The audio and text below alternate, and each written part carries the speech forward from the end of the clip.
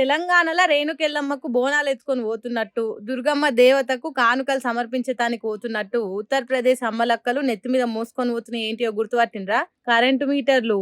అట్లెందుకు చేస్తున్నారు? అదేమన్నా కరెంట్ మీటర్ల పండుగో లేకుంటే ఏదన్నా కొత్త ఆచారం అనుకునేరు. కాదు కాదు, యూపీ సీఎం యోగి సర్కార్ చేసిన ఉద్దారకానికి తిప్పి కొడుతున్నారు. అవును, డబల్ ఇంజన్ సర్కార్ వస్తే డబల్ డెవలప్మెంట్ అవుతుందని ఊదర కొడతారు కదా బీజేపీ పార్టీలు.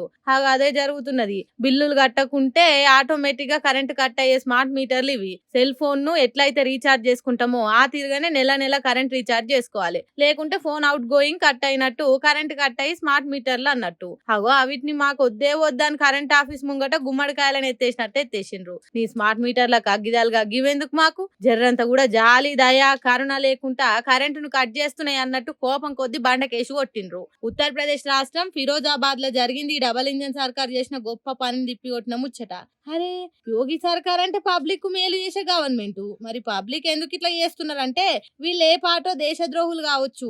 దేశం కోసం ధర్మం కోసం యోగి సారు స్మార్ట్ మీటర్లు పెడితే దాన్ని కాదన్నారంటే వీళ్ళకి ఖచ్చితంగా దేశభక్తి లేనట్టే కదా. స్మార్ట్ మీటర్లు పెట్టినా గ్యాస్ రేట్లు పెంచినా ఇంకేది చేసినా పబ్లిక్ తిప్పలు పడేటానికి కాదు, దేశం కోసం ధర్మం కోసం అనేది ఎన్నడు తెలుసుకుంటారో ఏమో ఈ పబ్లిక్ పోన్రి.